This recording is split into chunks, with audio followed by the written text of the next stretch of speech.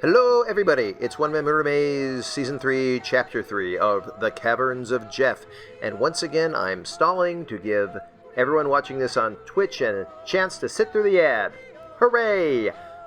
If you don't like watching us on Twitch, you can always watch it on our YouTube channel, or you can always go to Apple Podcasts or Stitcher or whatever, or you can watch the original broadcast.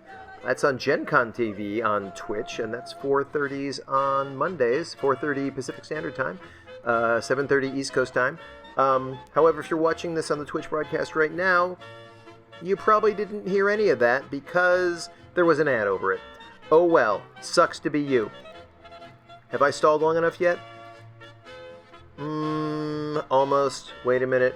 Hey, you know that thing where, like, you feel your cell phone vibrate somewhere on your body, and you go and you look for it, and, like, you don't even have your cell phone on you?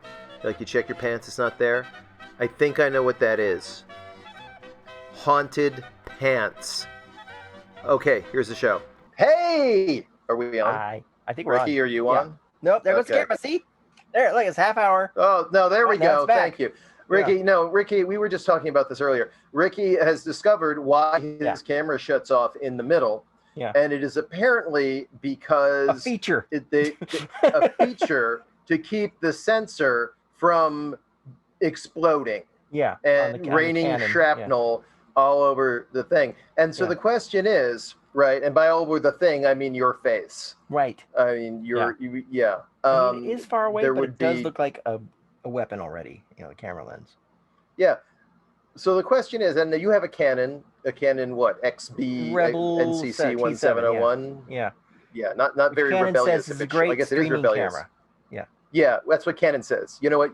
It's like Doritos says, what a fantastic chip. It's like authentic. It means nothing when the same company says it. Because obviously, and I've got a Sony ZV-1 or whatever it is, and it doesn't shut off. So one of two things is going on. Which is the feature that you want. Right. One of two things is going on. Either Canon is lying to you, right? Or I am in great danger. Oh, well, it is Sony. Yeah. What does that mean? That means they're probably going to try to kill me because... Well, they've invented, PlayStations. Yeah. Obviously, those are trying to kill people. I didn't know that. Yeah, that's what I always heard. Okay. And Canon has invented cannons. No, that's C-A-N-O-N. No, it's like their canon. They are canon. Oh, yeah.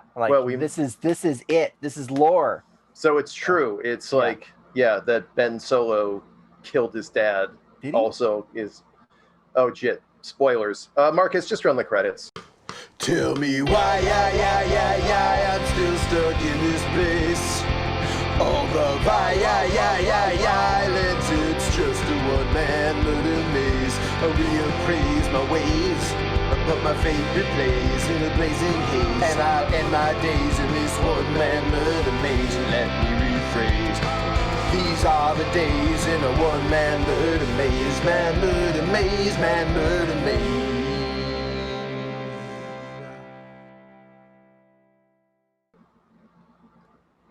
Hello! That was the credits. We hope you enjoyed them. We put a little something extra in there every time. I don't remember what, but it's there. Hi, everybody. Welcome back to One Man Murder Maze. Hi, this is me, Eric Trueheart, the player, and that's Rikki Simons, who is the game operations director, or God. Is that what it means? That's what it means. All right. And this is the changes around here. The D&D podcast for people who don't get invited to parties. Game operations director or game operations damnation? Director. Yeah. Director. Okay. Yeah. It's from the 90s. I used to have a big green button that somebody got me that said GOD game operations director. Like gamers in the yeah.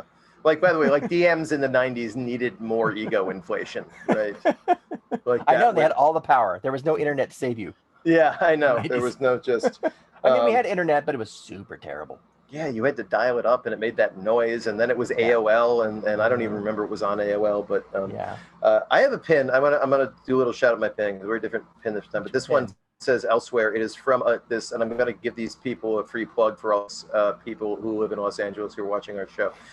These guys called the Madcap Motel have a little installation downtown called Elsewhere at the Madcap Motel, and inside they've set up a retro mid-century modern motel inside of a warehouse downtown that you walk into, and every room is a wormhole to a different dimension.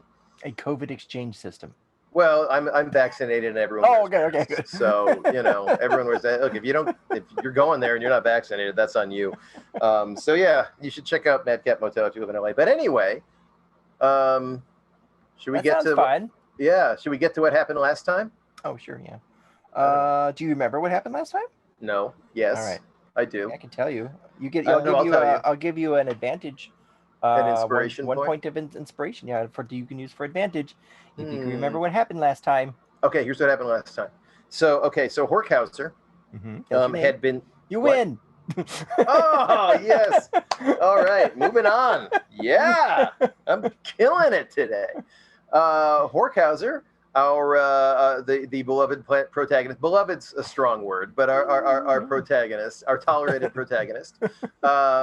He had been sent to as a stealth test for his graduation as a level 1 rogue. He was sent to stealthily steal a wand from the game of Patchers and Hatchers that was going on in the town square, and which is like the footy ball for that city of Frogmarch Greenport. Because it's always falling apart, right? The city, is it old? It's just very old city. It's like 5,000 years old, and so they got to patch it. Explain what Patchers and Hatchers is, I guess. Yeah. Patchers and Hatchers was a game where one team has a group of patchers who have mending wands that try to repair, like a bunch of guys try to repair damage in the city, and the other team has a similar group of guys doing the same thing, and then they have guys in between trying to beat the hell out of them to stop them from doing it. Right. So great municipal plan for getting things done, by the way. And so Horkhauser's task was to steal a wand from one of the patchers, which I may say, and do it stealthily, which was not emphasized to him. However, and I may say that that's like saying, hey, you see this hockey game? I want you to sneak out there and steal a hockey stick from one of these guys on the ice. Could you do that, please? Yeah, Thief? exactly. Yeah, okay. Stealthily. Yeah, doomed to failure, which he did. In fact, he ended up causing more chaos than not. He tried to get the wands. Sneak up. Yeah, he did end up getting the wands. Yeah. After being chased throughout the town square by authorities and everything, hiding into the wall with a meld into stone spell, ruining the game. People think his thief sensei was shamed, if I may use that term. Jeff. The giant mutton troll, the stealthiest 8-foot mutton troll. Whose caverns this thing is thus named. This episode is named. But afterwards, Horkhauser, after the game over, snuck out when about the game was ending, went up to the guys who the little water boys whose job it was to pack the wands up, and pretended to be part of the magic cops, and because I guess they're magic cops in this world. We did not establish what the constabulary was called. No, we did not. But he pretended to be that and took 3 wands, the 3 wands in the case, which, by the way, 2 more wands than he was actually asked. Yeah, overachiever. Yeah. He thought he was an overachiever, but 2 things happened, and I'll get to these out of order. First, he goes back to Jeff, who was just plain angry, disappointed, sad. Sad, disappointed, crestfallen. You've noticed that Jeff has 2 emotions, basically disappointment and glee. And this was disappointment. Yeah. Because stealth was not used to its best advantage early on, and a lot of damage was done, and Horkhauser kind of caused more trouble than he avoided. So, and number 2, Horkhauser was confronted by his uncle, who he had not seen in years, his uncle who was the one who sold him into indentured servitude. Exactly. Who he met in the hallway. Who presented him with a bill for all the damage done, which will be added onto the money of his indentured servitude. And basically was kind of I'll say a dick to Horkhauser. Tried to rub his face That's into a good it. description, Yeah, Horkhauser tried to punch him in the face, missed. Tried to set his robes on fire, missed, not to hurt him. And so was feeling pretty despondent when then Jeff got a call that his cousin is in danger somewhere. And Loveless says to Horkhauser, I don't remember the details. He's in danger somewhere, he's on an island. On an island, like Monster Island. Yeah, with, his name's Ozzy. King Ghidorah. Yeah, and Godzuki, and so Loveless says, well, Horkhauser, go with him and help him out, which Jeff wasn't really crazy about, but Horkhauser then got a purpose in life. He got a mission. He was imbued with a new sense of purpose, and his purpose was this: he wants to go out on this mission. He's going to be successful in helping Jeff, and he's going to come back home. So in success, he can punch his uncle in the face as a successful man. Which is a worthy endeavor. His whole point of view, his whole life right now is, I am going to punch my uncle in the face. Like the kid, right. It's like, I'm going to make it on Broadway, and he sees him marching down the street. This is Horkhauser now. He's like, I'm going to punch my uncle in the face. Some heroes throw the ring into Mordor, and others, some punch their uncles in the face. I mean, it's the same thing. Punch their dick uncles just in as the important. Face. Better than punching your uncle's face in the dick, I guess, or your face uncle. How you do it? I mean, this is D&D. You do anything you want, really. I guess so. You just got to roll for it. As Horkhauser, as we left last year, Horkhauser climbed aboard to Jeff's balloon. Yes. And we are on our way to the... it's called Svintermere Island. Svintermere Island. Svinter. Svinter. Yeah, Svinter. Svinter. Yeah, Svintermere Island. So it's like a German saying, you have it appears you have a sphincter in your Svintermere Island. There. It gets a lot of jokes. Okay. People are like, you're going to Svintermere Island, huh? Yeah. That's and Jeff's like, before you guys left Frog March Greenport, he's like filling out the manifesto where he's going, and they're like, the dock workers and such, Yeah. He doesn't get it. Jeff doesn't get the joke at all. So. It doesn't sound like it. No. Or if it can, like, there were gift shops on the island with like T-shirts that say like, I went to Svintermere and it stinks, just stuff like that. It's as far as you can tell, because you guys have launched from Frog March Greenport, which is this giant, literally a labyrinth city where the city is built on top of the labyrinth walls, and the labyrinth has been filled in with ocean water. So it's a port city. The balloon that you're on is a giant patchwork affair, huge balloon, and it has to carry basically a house and a tree and a yard with a fence around it.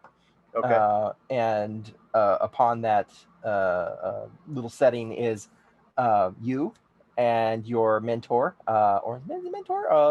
teacher? Sensei. Yeah, I won't say sensei. Jeff, the mutton troll. Yeah. Now, mutton trolls, like Jeff, are about almost 8 feet tall. Big, shaggy guys, look like Sweetums from the Muppets. They are born from sheep.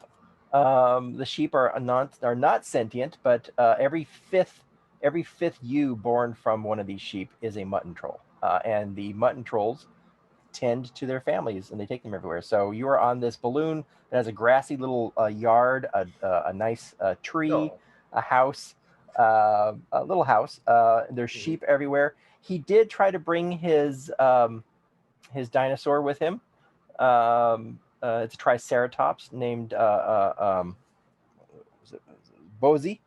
Ozzy the Triceratops. Yeah, it's a green feathered Triceratops. But apparently Ozzy is a magical animal, so he decided that it was too much weight, so he collapsed him back into his shield. You notice that his shield is green and lacquered with the face of a Triceratops on it. Interesting. Which I'm guessing he can release that at will. Yeah, it's a magical shield. So cool.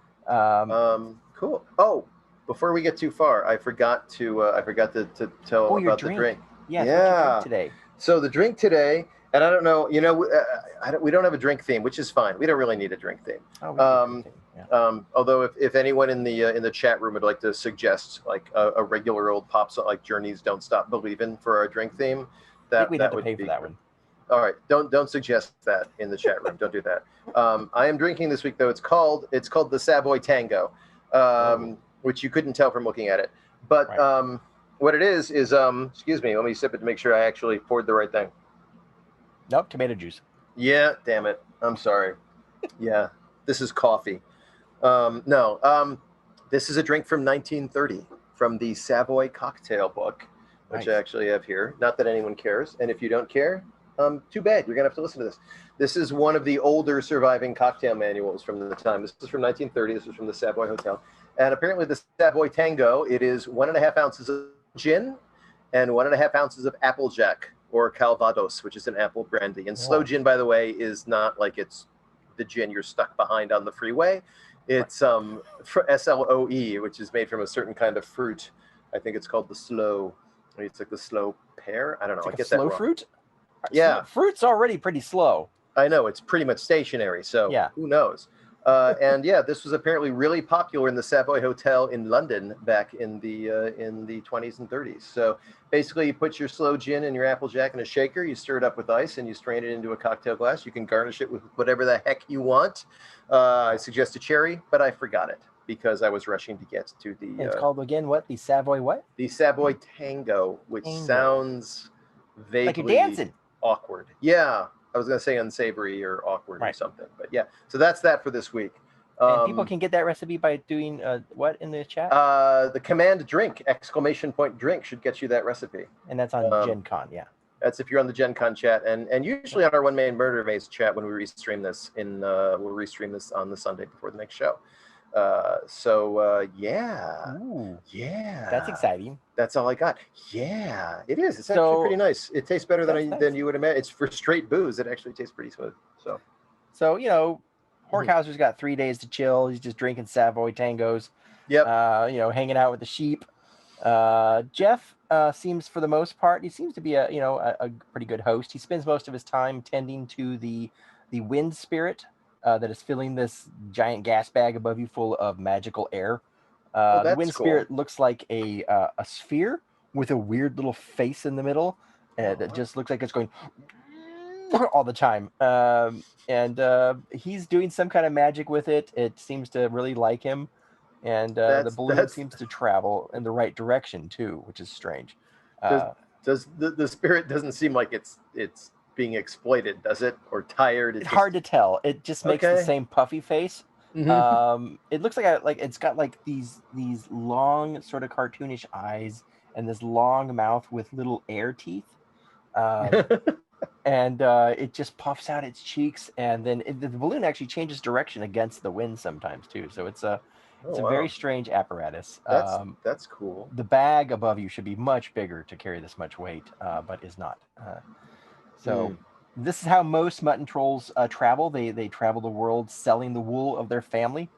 Okay. Yeah, but it's fine. The family loves it. That makes it. That doesn't make it better. But most somehow. of the clothes, see, people love this wool because it's magical wool. Mm-hmm. Most of the clothes that people wear in society is made partly of this wool because it keeps you cool in the summer and warm in the winter magically. And does it never need washing or ironing? Because you should still wash it, I would think. Okay. Yeah. Ironing is probably pretty good. I've never tried to iron a magic item. But. I'm just gonna. So he has to shave his mother. Oh no, he takes her somewhere. Okay, all right, okay. Weird. Yeah. All right, okay. Yeah. Okay, no, it's cool. Yeah. It's cool. All right, wow. All right, they've got a whole society, man. Okay, no, I get it. These aren't like hillbillies. These aren't, No. Yeah, that was scaring me a little bit. No, they're like a cross between Sweetums from the Muppets, like I said, and Totoro. Yeah. Okay, that's cool. Kids dig them. They actually have a power, it's said, that if they stare into the eyes of a child, they can heal them. Oh, like emotionally too? Like if it's an abused child, maybe, I don't know. Be I don't better? Know about that, that's pretty cool. I won't go into that territory. But, it doesn't seem to work on adults, though. Well, because adults are assholes. Yeah. But if you've been bullied and you can look into the eyes of a mutton troll, it'll it'll heal your inner wounds. They're pretty groovy. People usually like mutton trolls when they show up because they're like groovy. There's like, hey, how's it going? Right on. Well, I guess Horkhauser's got like some time to kill. What would you like to do for the next 3 days? Let's go. I mean, first of all, are they making him sleep in the yard, or does he have a room? You've been sleeping in the house. Jeff's been out in the yard. He seems kind of gloomy. He's really upset about his cousin Ozzy sending this distress message saying that he's dying on this island. Yeah. He wasn't really clear on the details. He sounded like he said he sounded like he was fading, like he had, and so he's been kind of worried. His emotional state as he keeps going, sort of rocking between despair and hope. Huh. But you're not really sure if that's new for him because he seemed kind of a little like emotionally, like he needed some help. Like a hug now and then. Well, there's a couple of things I think I'm going to do then, and we can do them in any order. One, I want to cast on any of the inventory items that I have left that I have not you yet get you have identified. your ring of identification, and you can identify one thing a day. Yeah. So, and I think, do I have identify spell that I could cast as a ritual, maybe even two? I do not. All right. Hey, how about that? That makes me awesome. That makes me sad. All right. So you can identify 3 things over the course of the next 3 days. Okay. Now, okay. The other thing I think he wants to do. So let's do that first. And the other thing I think he wants to try to cheer up Jeff. Okay. In his own awkward way. Yeah. Horkhauser's not the guy you'd necessarily turn to if you needed cheering up, but right, it's a small space. You got nothing but ocean and islands flying underneath you. He's not heartless. Yeah. I mean, so okay, so I have a number of things in my leftover from the last adventure, which you can download on our audio podcast or go to YouTube or go to our page. Did I identify? I mean, first of all, I have a number of things I got at the joke shop, like a can of snakes. We know what that is. I don't need to identify that. Disappearing ink, same deal. Right. Funny nose and glasses, have that. Know what that is. Fake poop, it's got a fake poop. Sure. This was before plastic too, so it's probably made of some kind of either ceramic or maybe metal. Maybe it's a whatever it is, it's super authentic. Oh, wait.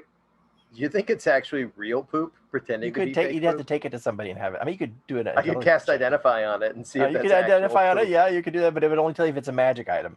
Oh, this is not magical poop. I can tell you that. You could do an intelligence check on it. Can I? On if it's a fake poop? I've got insight doesn't help. Investigation, Mike. My investigation is not. And you are a druid, so you would know what poop is. I would know what poop is. Yeah, I would. I'm gonna do an investigation check. For some reason, it says that I okay, right? Investigation check. No, I only rolled. Yeah, you know what? Go ahead and do an investigation. Go ahead. You're investigating. You're handling it. I got a. Oh, I don't like where this is going at all. Right.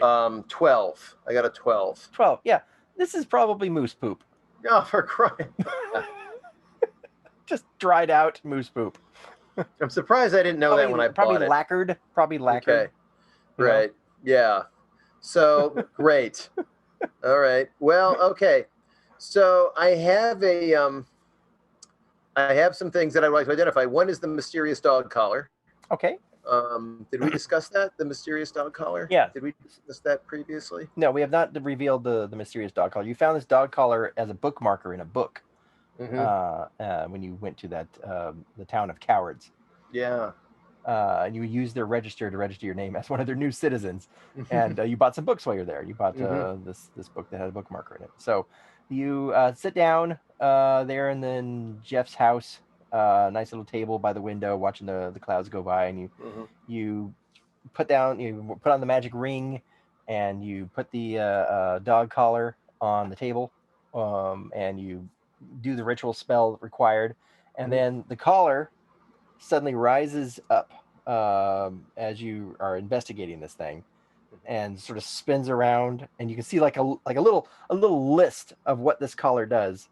Sort of flops down in front of you. That's how the spell works. Okay. Is there, and is there a little paper you're like reading it, you're like, at the bottom? oh, this collar becomes a dog. Really? It becomes a dog for about. Let me see how long the dog. I should have I installed that in your. If you look at your D&D Beyond, I installed that into it. So if you check that, it'll tell you how long it becomes a dog for. All right. I'm always afraid to look at my D&D Beyond, but okay.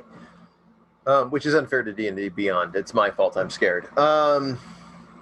It's under items. The dog exists for a duration specific to each collar. At the end of the duration, the creature reverts to a collar form. Reverts to a collar form if it drops to 0 hit points.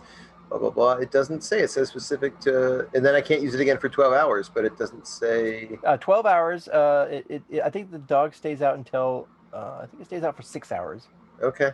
And then you can call it again in 12 hours. Okay. And you can do that 3 times a week. And it's 6 on, 12 off. Yeah, All it's a Mastiff. Oh wow, that could be big dog. useful. Yeah, that could be very useful. and it is apparently an intelligent dog. Oh wow, how intelligent? Can it talk? Possibly. Can it say anything interesting though? It does say that his name is Philip. That's a start. Yeah. Conversation started. So Philip, what books have you read that have influenced you and your dog life? Are you casting it? No, I'm going to do that later. I might need it. I might need it later. Okay, so other things I have. Okay, That's next great. Day goes by. Okay, so tonight I'm gonna wait till I see Jeff sitting wistfully in his yard. I'm gonna go over and try to cheer him up. All right, so it's Say, hey, it's gotten into night. The stars are sailing by. Seems like a cool little breeze out, and Jeff is just sort of sitting there by a hay bale, looking out over at the stars. His family's sort of curled up behind him. He looks over. He goes, Hey Jeff, how you feeling? I can imagine you must be pretty worried about your cousin. Well, we used to hang out a lot when I was wee pup. And we had like a group of cousins, all mutton trolls are cousins, kind of, but but some of us are more cousins than other. And I had there was like 5 of us. We would hang out, and there was Ozzy, right now. Ozzy's thing is, Ozzy's special. He's I'm not sure how he became a paladin, because it's not that he's mean or anything. He's just What?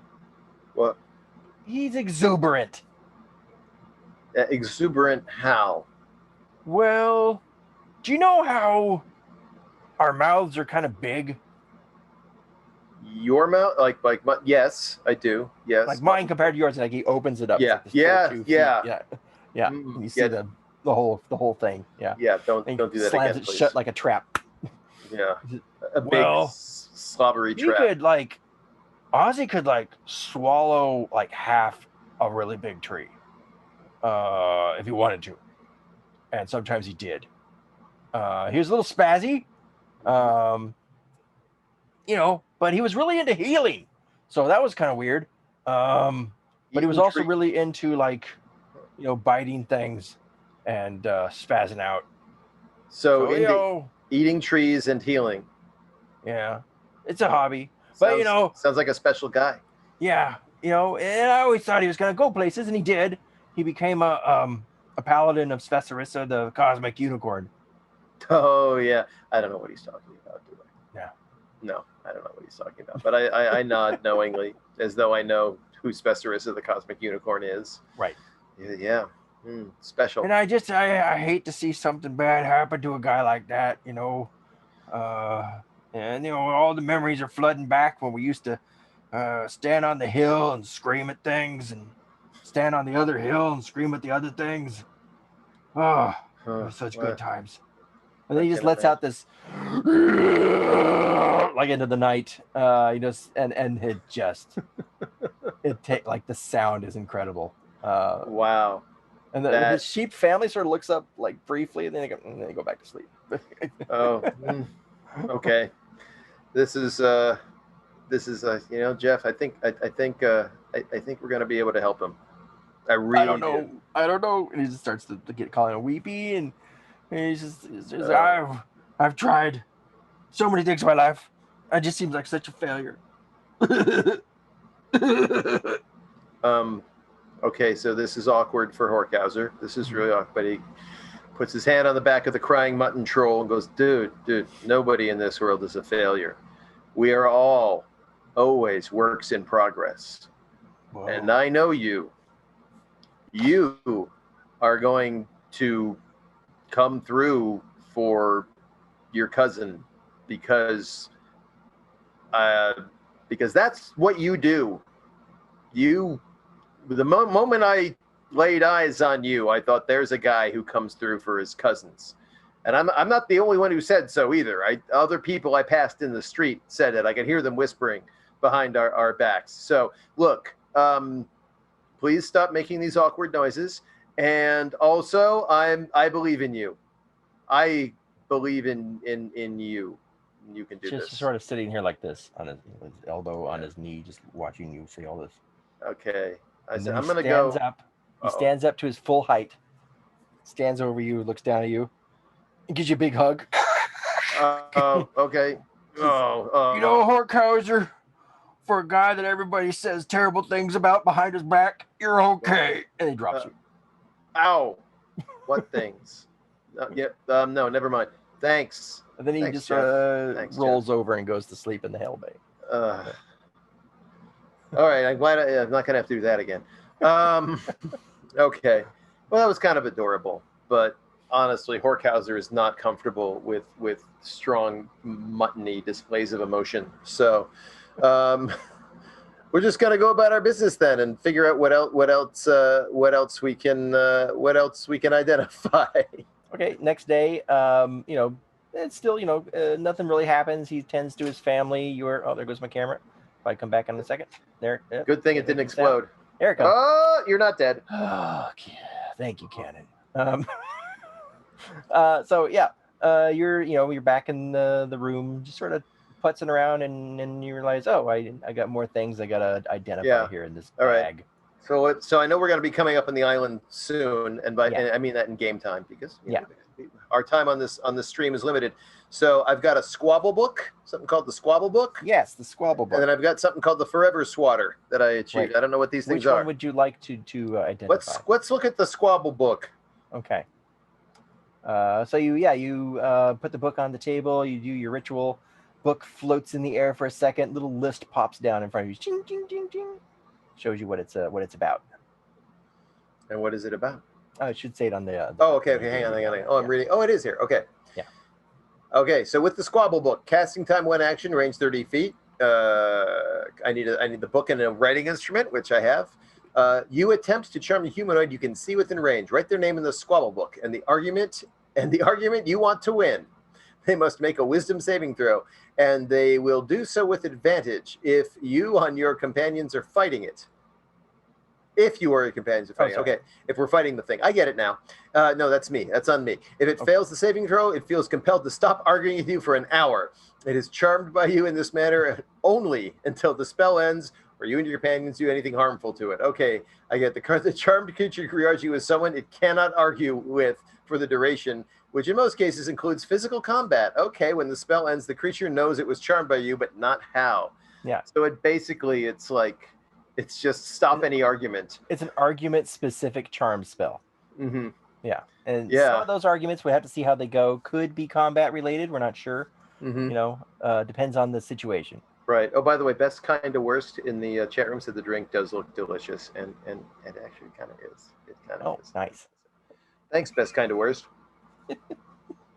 Make one at home, although you'll have to buy yourself some slow gin, which most people don't.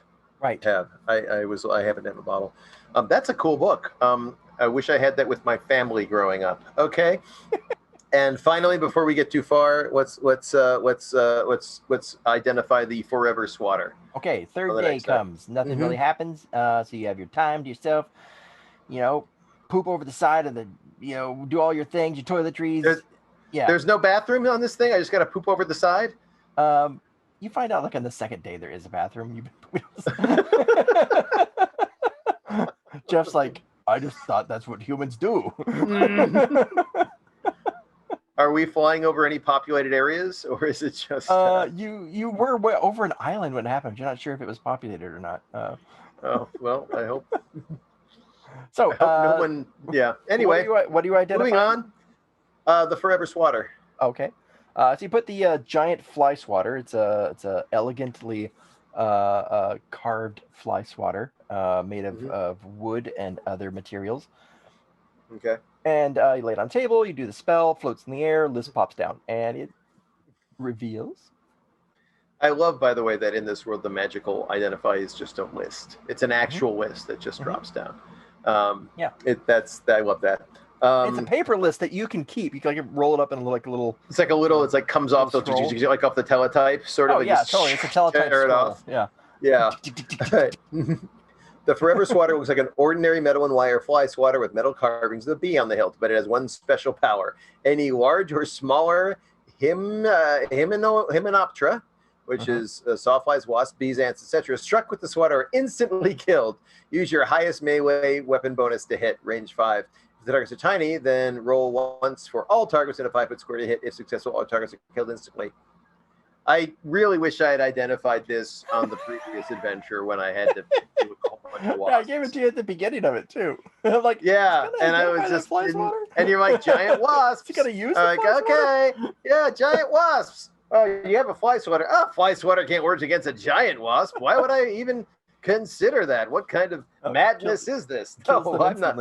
Yeah, Mama Horkhauser didn't raise no fool. And yeah, no, probably should have identified that a long time ago, but didn't. Was terrorized by giant wasps for no reason, which only makes sense for Horkhauser. I give you these things, you know. Oh, it's funnier when he learns later. That, sure, yeah. that it whatever just, helps comedy, you know. Yeah, hurts Horkhauser apparently.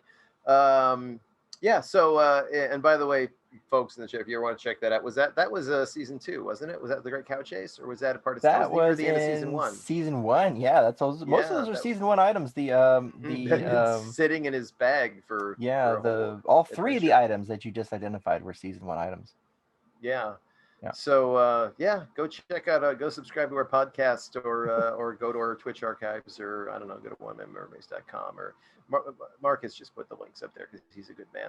And as long as we're throwing links down, if you ever want to put a thing on a tip jar, I don't like to beg for money, but it is paypal.me/onemanmurdermaze. It's the last I'll say it until the end.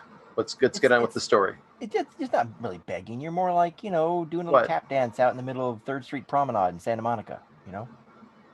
That's made it worse. It's busking. We're busking. We're busking. All right, yeah. We're the guys at the end of the show. Yeah, at the end of we're doing a show at Ren Fair, and we're standing at the end of it with a box asking, Ghost Buskers. I'm leaving this podcast right now, and I am not coming back. Oh, I should pitch that. Ghost Buskers. It's to who? Who's left to take that?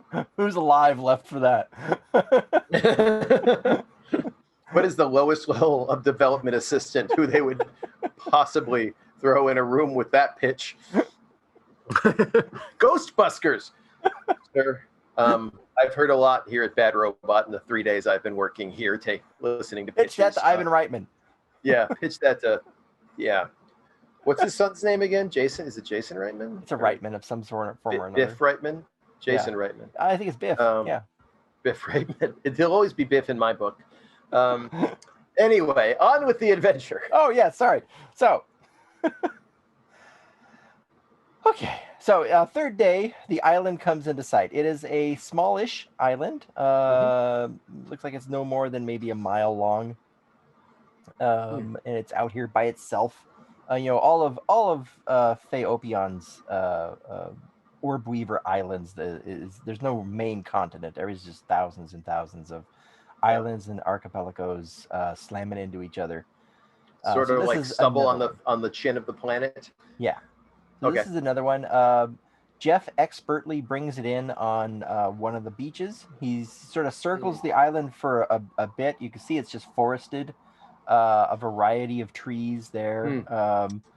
As Horkhauser looks over the edge of all the trees, there's part of his brain that wonders if he should take one last chance to poop onto these trees, but he decides not to. Discretion prevails. And like most of there's no real tropical atmosphere anywhere in Phaeopion. So this is these are mountainous, these are oceanic style trees, and so he finds a safe-ish looking white sandy beach to bring the ship down on, and lands it expertly. And Then it goes about magically tying it up. There's some sort of strange anchor system that comes out the side of the fencing on the whole contraption, and then you guys are locked down. He leaves his family. He's like, "Okay, guys, stay, just a good family," and then opens the gate and stops for a second, like you're ready to go, and he like stops. He's like, "Look around. This is what stealthy people do," and then he lets you go. It's like, "Seems clear." All right. Then you guys walk out onto the beach, and what do you want to do? I'm gonna first of all, I'm just gonna perception check all the beach, up or down or around. Do I see anything that looks like it might be dangerous or unusual as far as this beach goes? I mean, any beaches, anything looks like, you know. Yeah. Yeah. Go ahead and make a perception check. I will. And 14. It seems pretty innocuous for the most part. There's there's about the beach that you're sitting on is about I'd say about about 300 feet long. From 300 feet from the shore to the forest, and the forest just begins immediately when the white sandy beach ends. There's no real hills or cliffs or anything here. Okay. You can hear if you get closer to the forest, you can hear the sound of running water as opposed to ocean water. So it seems like there might be more water up ahead, but you don't sense any danger or anything like that. As you're walking up, though, Jeff says, "Oh, gotta remember, before you get on the island, you gotta find out what the mushroom god here wants. Can't make it mad." Right. Yeah. There are mushroom gods on every island. Every island's got a mushroom god. How do we well, you go first, Jeff. How do we do this? Well, he pulls out the guidebook. Everyone's got a guidebook. I think you have a guidebook too. I must. I mean, it's not, I don't think it's in my inventory.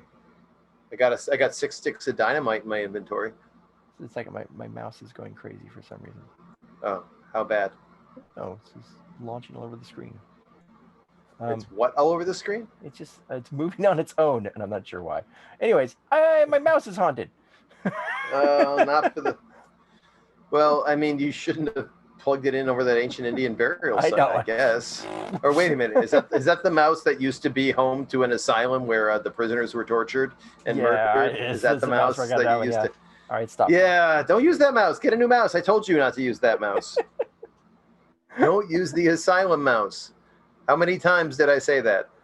0 times, honestly. But I shouldn't have to say it at all. That's my point. The case of the haunted mouse. The case. Mouse. That's why I went to those porn sites. The mouse made me do it. Yeah. That would be a great excuse for anyone. You could sell those to people at work. My mouse is haunted. Mouse is haunted. It automatically went to I'm trying to pull the name of a fake porn site out of my little joke bag that's not going to get us. Shloobidoo.com. Yeah, shloobidoo.com. There we go. That's that. There we go. That's pretty depraved, but shloobidoo.com. No judgment, though. Yeah. No. No. Look. I'm not gonna kink shame anyone here who's a paying member of shloobidoo.com. Everyone's got their thing, and they're entitled to it. And that's no matter what nothing to be happens, ashamed every of. video is somebody going, someone turning to the camera going, That's the kink there. And they smile, and the teeth goes bing, and then just comes across the word title comes across the screen, and now type letters shloobidoob.com, and it's the sound of somebody just orgasm background. Totally erotic. Yeah. Totally. Thanks, Shloobidoo. Haunted mouse. What were we? Oh, it stopped. It's okay. It's my mouse. Okay, good. All right. I was wondering if you're going to have to do a Gygax facts while your mouse, like, thing. Oh, yeah. By the way, anyone in the chat room, I mean, you all have probably heard rumors about Gary Gygax. So if you throw some suggestions in the chat room of which Gygax fact you want to hear about today, we can. The time he fit himself into an entire beehive. Yeah, that's a good one. You know, yeah.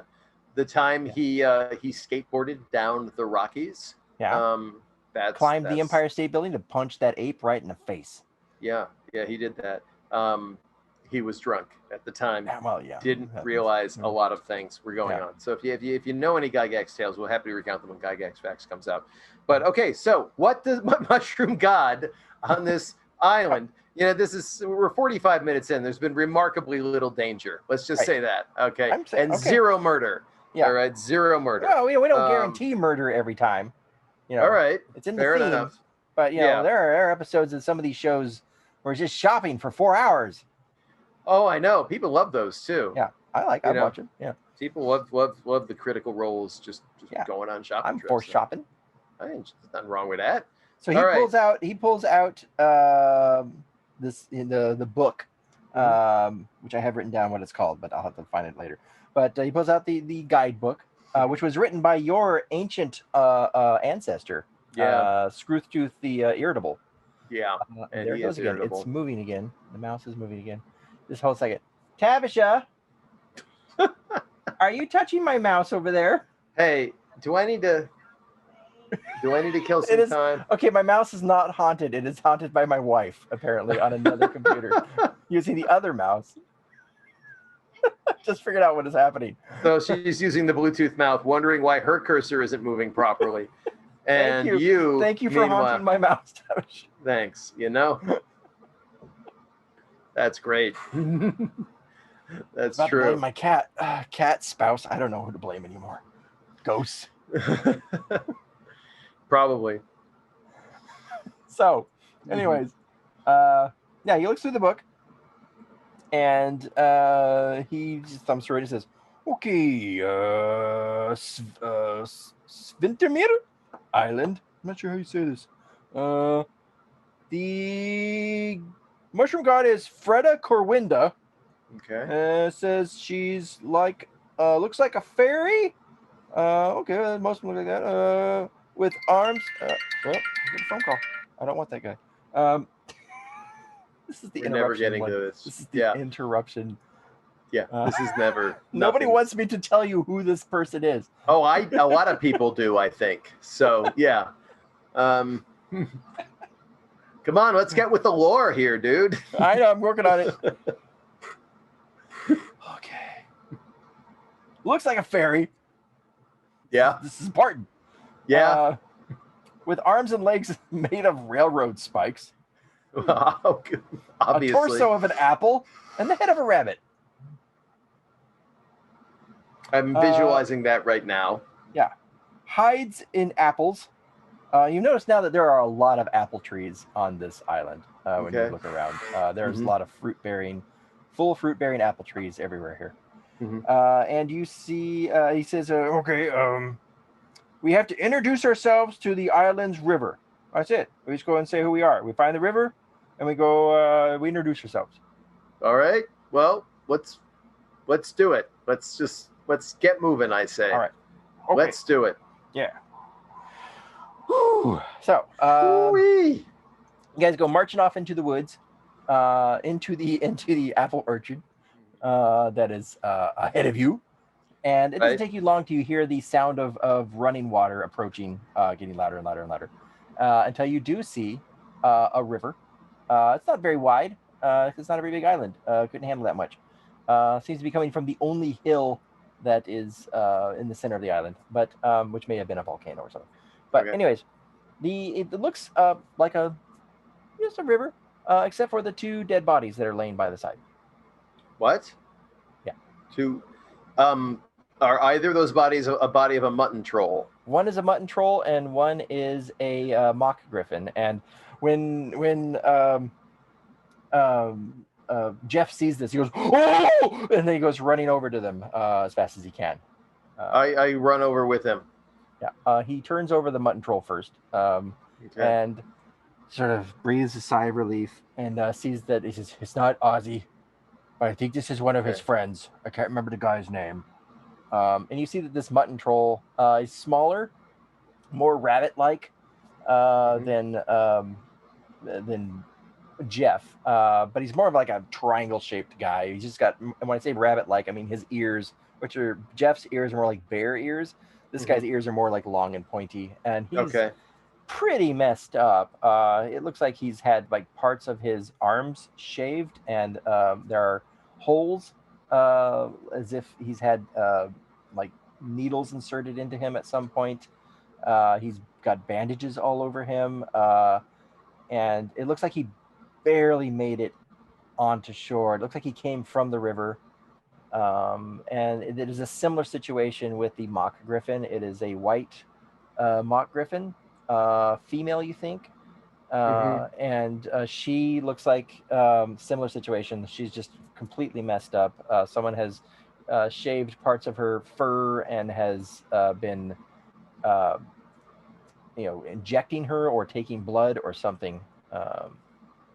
That is messed up. Yeah, it's like a Island of Dr. Moreau situation. Yeah, in Dungeons and Dragons. Right. That's okay. Wow. So this is a good time to ask Jeff. Well, first let's introduce ourselves to the river before anything worse happens. Right. I say, hello, river. My name is Harnius Howard Horkhauser, and we're very honored to be on your island. We're in search of this man's cousin Ozzy, who we hear is in danger. So we mean you no harm. Just here to help a mutton troll out. Nice to meet you. And I shake hands with the river. Okay, I need you to roll a not deception. What's the other one? A persuasion. I have to persuade. I was honest. Oh yeah, you were. That's why it's persuasion. It's not deception. Oh. Damn, and I've got a -1 charisma. Ooh. I got a 19. I got a natural 19. I'm putting it up to the camera. Maybe it'll rack focus. Maybe it won't. Of course it won't, because that would be too easy. But I got 19. -1 is 18. So there we go. Okay. Hey. Oh boy. Okay, so you did good. When you introduce yourself, you hear there's like a rumble in the distance as you begin to speak, and that rumble sort of it lowers in volume as you speak, and the river seems satisfied.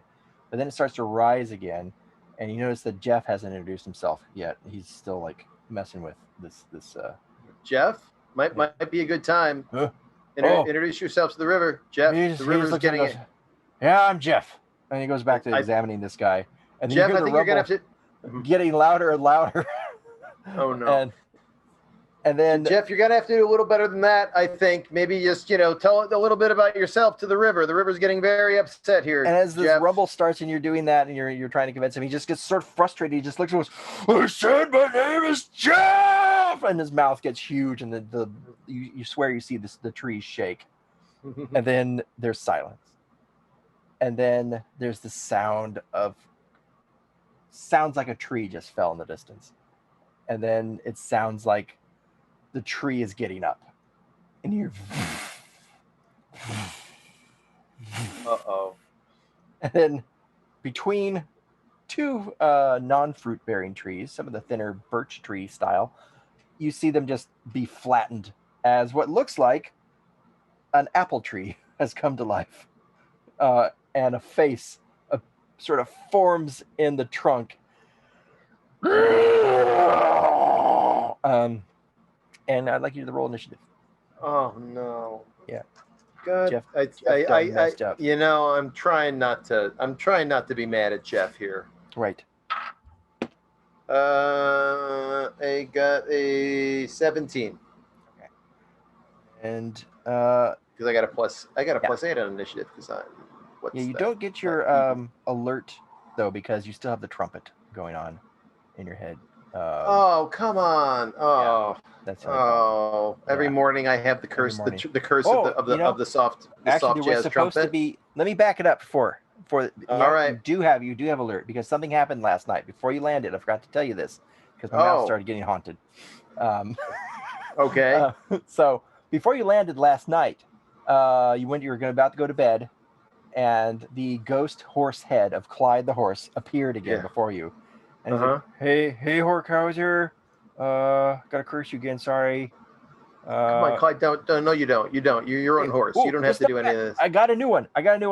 This one, I'm not really sure what it does, but I've been like looking at the details of the spell, looked at the code. Seems like it's gonna be pretty good. So, okay. He's got like a straw. What do you mean it's gonna be good? Good for who? For you. Good for you or for me? For me. I mean, I think it'll be so minor. It'll be so minor that you won't even notice. It'll be like, yo, there's Clyde's voice. That's his register.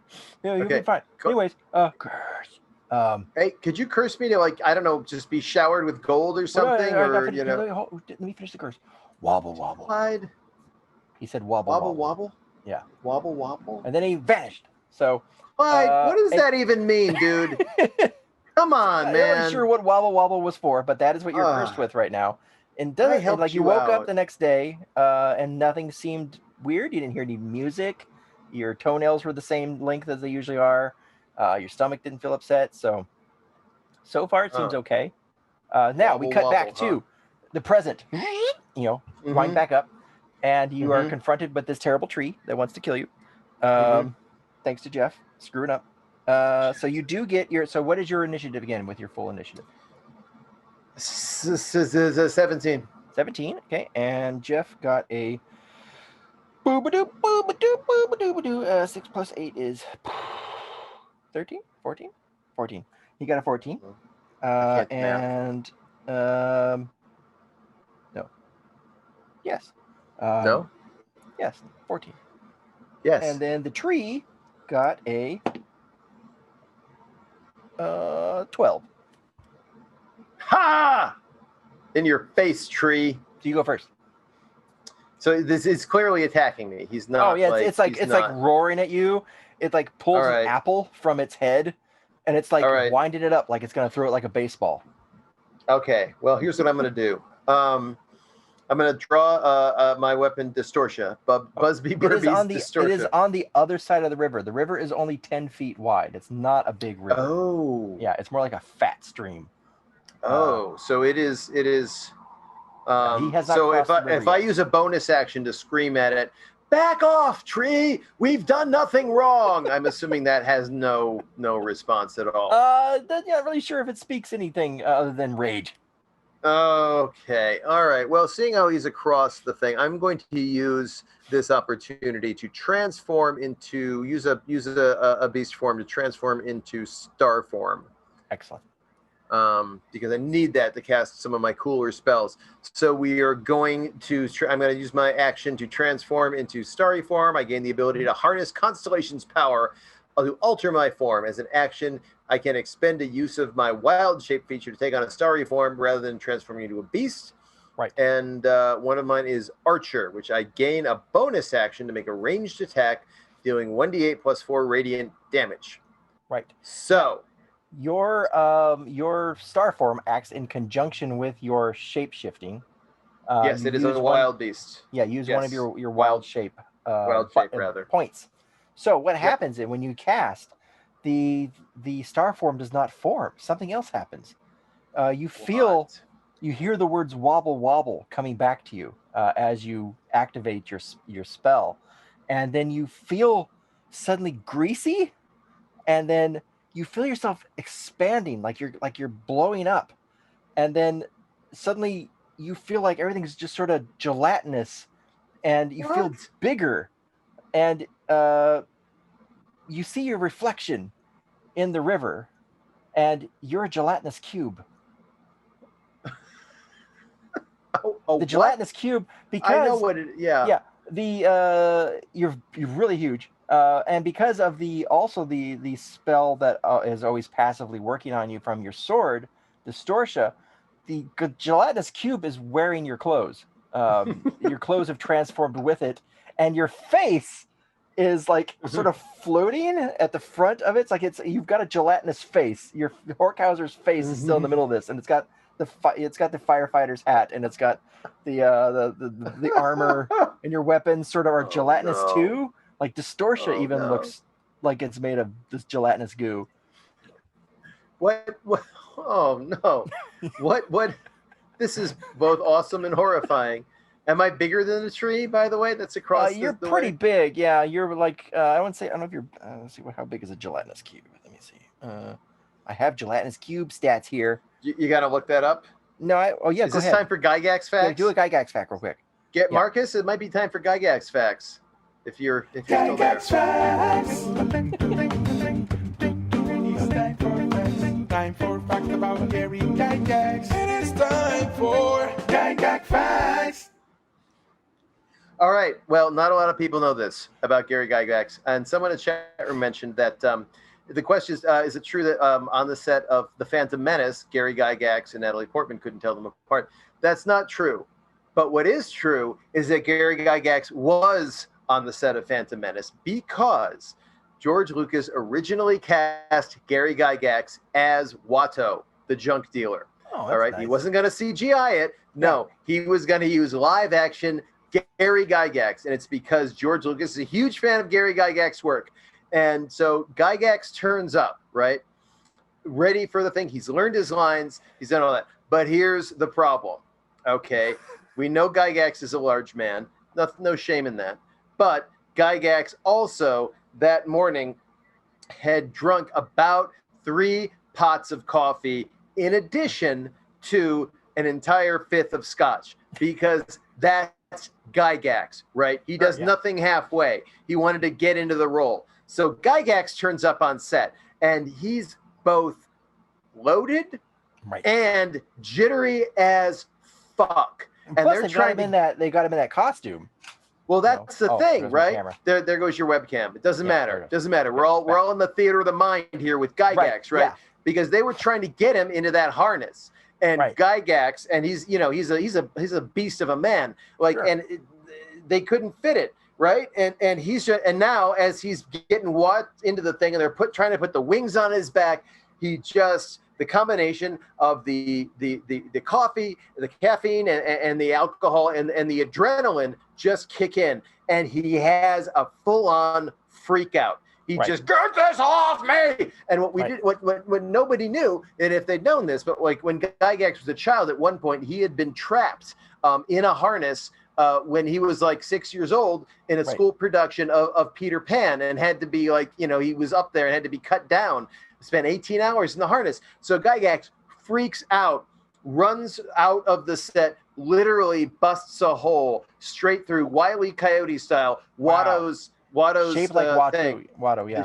The shape of Watto out the door. Out the roll-up door on the side of the soundstage. Just kept running across the ranch. The thing. I got it. And all right, cool.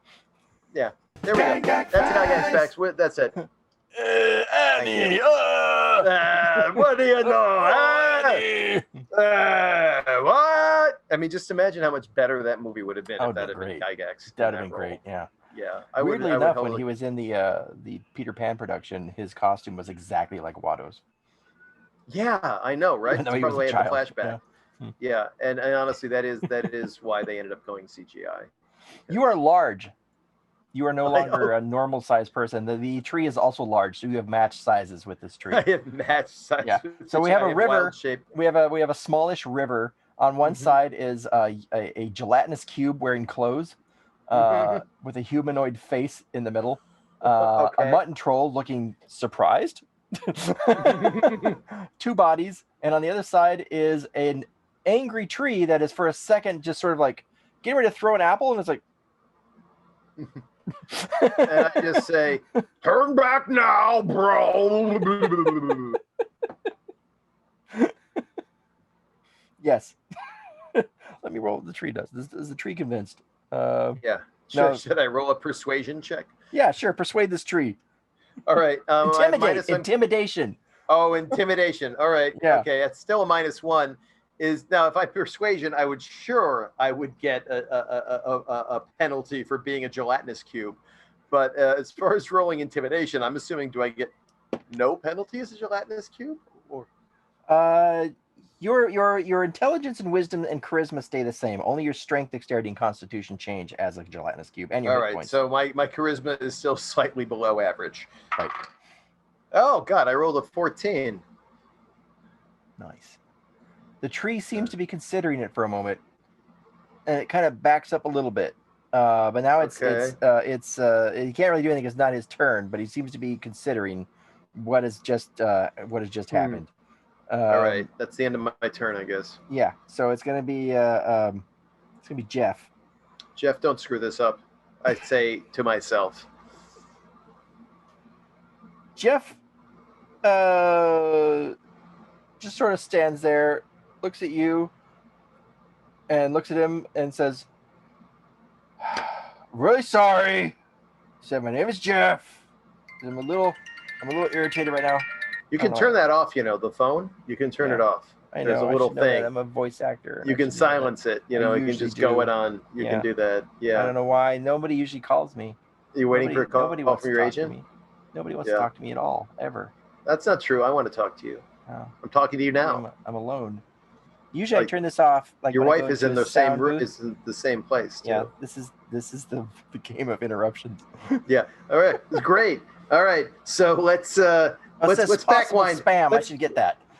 Yeah, absolutely. You should answer that now online. You should answer that on the air. Just find out what that possible spam is, and just it's like Schrodinger's spam. The yes, I'm wearing pants. Yes, I'm wearing. No, I don't want any more pants. Thank you. Yeah. So anyway, let's back up a little bit. So Jeff is trying to make better. He's going to do another persuasion check. All right. To see if this is good. I kind of hope we fight the tree. No, Jeff rolled bad. Jeff rolled a 2. Jeff 2. Oh no. So he's holding his action, and just trying to talk to it. But he is holding an action to do something if the tree actually responds. And the tree basically just throws an apple at you. That's it? Well, it's a very powerful apple. Let me tell you about these apples. I got a bad feeling about this. Yeah. Are we on a cliffhanger yet? No. We got another 15 minutes. No, another 10 minutes before we have to start worrying about what time it is. Okay, good. All right, Let me get what I do with my tree. Sorry, the cliffhanger's not saving you now. Here we go. Fruit-bearing guardian. Really? Apple, ranged attack, +10 to hit. I couldn't have gotten the banana guardian. I got the apple guardian. Okay. Does the grape guardian throw just one tiny little thing at a time? He rolled a 19. Oh, no. Me or Jeff? He throws it right at the gelatinous cube because you are the most dangerous looking thing. You're large. That's not true. I'm a friendly cube. Yeah. It's actually 40-10 +6. What? Yeah. What? You could kill me. I could die from an apple. Your hit points as a gelatinous cube are 84 hit points. Oh, okay. Well, that's not so bad then. Yeah. Yeah, because your dodge is not good right now. I'm gonna no. As a gelatinous cube, no, it is not. So I'm putting my 10 as a gelatinous cube right in there. Yeah. I should have put these two together. Here we go. So as a gelatinous cube, your armor class is only 6, but your hit points are 84. And your strength is 14, and your constitution is 20.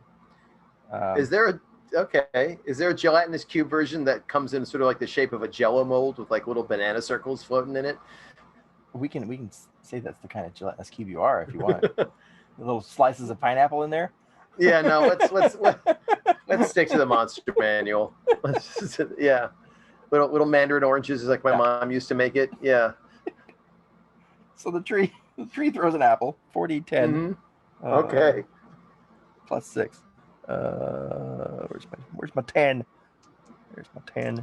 4d10 +6. This apple. Yeah. Is it like a antimatter apple? Is it like the Enterprise firing a photon apple at me? Is that what's photon happening? Torpedo apple? Yeah. Yeah. Okay.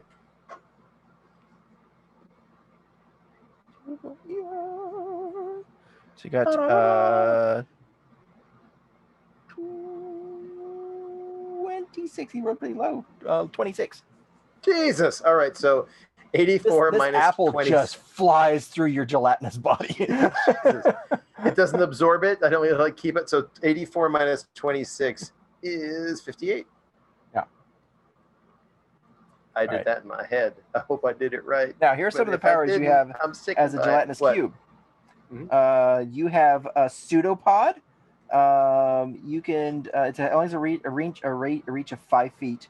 So you'd have to get close to him. Your movement speed's only 15 feet, but the river's only 10 feet wide, so you're within range of him. You can engulf. You move up to your speed. While doing so, and you can enter into a large or smaller creature's spaces, and then you engulf them, and then you start to do acid damage to them. Yeah. So. All right, tree. And we tried to be nice. You do still have your weapons on you. But they're this engulf sounds way more unhappy for a giant tree. So what do you do here? All right. So if I'm within 15 feet of him, right? If I close, I could engulf him, right? Yeah. All right. Yeah. So I'm gonna just say tree. All right, tree. We tried to be nice, and I'm gonna go. The giant club is just gonna slurp its way across the river. Slurp over the top of the river there. Slurp. The tree's just sort of watching it happen. It's like cube versus tree. This thing was just brought to life. It's not really sure of anything. I'm just gonna plow straight into the tree, engulfing him in my huge gelatinous mass. Roll an attack on this tree. All right. You gotta get a plus. I get a plus what? Plus nothing. Plus nothing, huh? Plus nothing because your dex is really low. Oh crap! I only got an 8. Yeah. The tree just sort of steps to the side. Oh, for crying out loud! So by the way, we're closing in on we're not at a cliffhanger yet, but we're closing in on cliffhanger time. Just so you know, we got like 5 to 10 minutes before we got to pack this up. Yeah. 8? Really? No. Is it too late to use my inspiration point to roll again for an? Go ahead. Advantage? Yeah, I'll let you do it. Yeah, go right. All right. You're very kind. All right. Inspiration. Suddenly, I'm inspired, thinking like, it looks like I'm gonna miss, and then I'm thinking, I can't miss this because I got to be victorious, so I can go punch my uncle in the face. Right. And I roll again, and I rolled a 9, which is only 1 point higher. No, the tree's just sort of like, and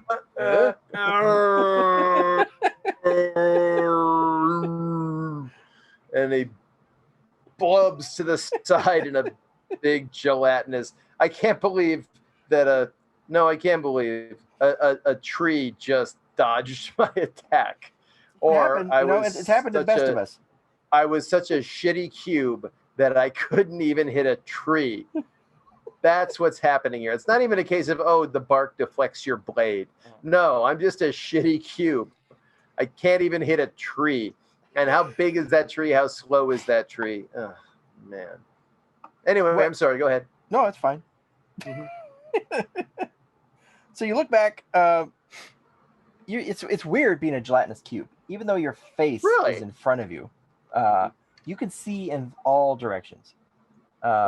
Is this bizarre sort of thing you're trying to get used to. You can see the int like apple tree in front of you. You can see Jeff behind you, and in that instance, Jeff vanishes, just turns invisible. That stealthy son of a bitch. That was his turn. Just turning invisible? Turning invisible is his turn, and now. So now I am the only target for this tree. The tree is not. The tree doesn't know what gelatinous cubes are, so it's going to try to grapple you. Okay. It gets 14, so it does grapple you. How do you know? Because your dodge is shit right now. You have a 6 for your. So it grapples you. That can be bigger than 14. Yeah. the 6 is bigger. It's regretting this grapple. Okay. So it's like it's trying to to squeeze you good, and and you are actually going to do some acid damage to it when it does that. So you're going to do. First, you're going to see if you're able to engulf it, but when it came close. So it's going to roll its dexterity. It rolled a 1, so you do engulf it. So it's just walked into you after you tried to walk into it. Okay. And now you are engulfing it, and it takes 3d6 acid damage and is engulfed. So, all right. 3d6. Ooh, I rolled 2 6s and a 5. Well, actually, you should roll that because it's your damage. But I like that to damage. himself. He did it to himself. I like your damage. I'm gonna roll. I'm gonna keep this roll because he did it to himself. Okay. This is basically like walking into a brick wall. All right. So he's taken a lot of damage from this, and he doesn't like it. Now we're at our cliffhanger, I think. Oh no! That's right. Does he still get to attack me? We'll find out. It's 5:45. Time for a cliffhanger. Do it again, Marcus. Why not?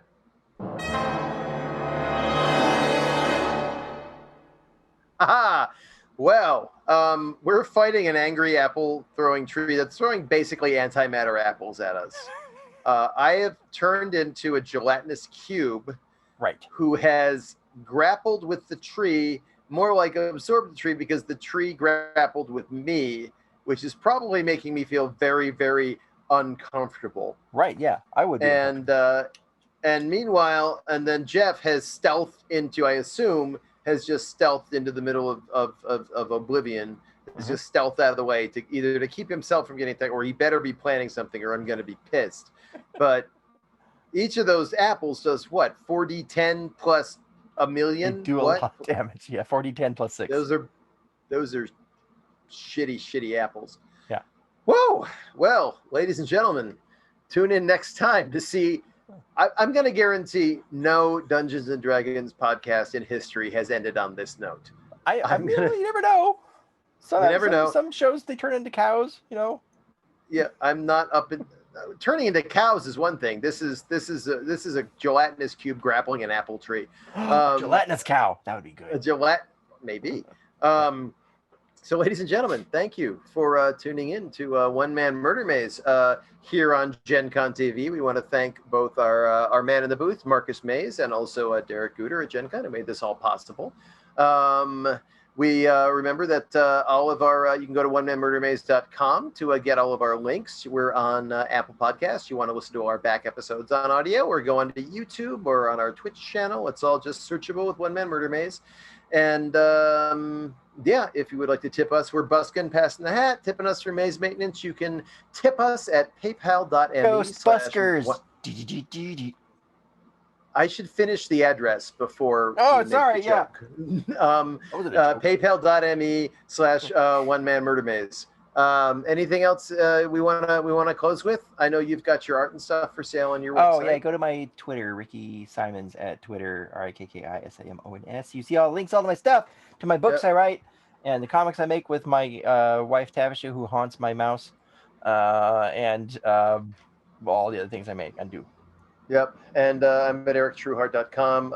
If you're an Invader Zim fan, the medium-sized book of Zim scripts is for you, and you can get a discount code if you go to my website, erictrueheart.com. Don't buy it on Amazon. Bezos has enough money as it is. And yeah, that's it. Anything else we want to close with? Oh, it's fun to be a gelatinous cube. It's fun to be a gelatinous cube. The end. Good night, everybody. This has been One Man Murder Maze with Rikki Simons and Eric Trueheart. If you enjoyed the show, hey, please tip your maze masters for maze maintenance at paypal.me/One Man Murder Maze. Our audio podcast is available on Apple and Stitcher. Our videos are on twitch.tv/One Man Murder Maze and also on YouTube. Just search for One Man Murder Maze. Our website is guess onemanmurdermaze.com.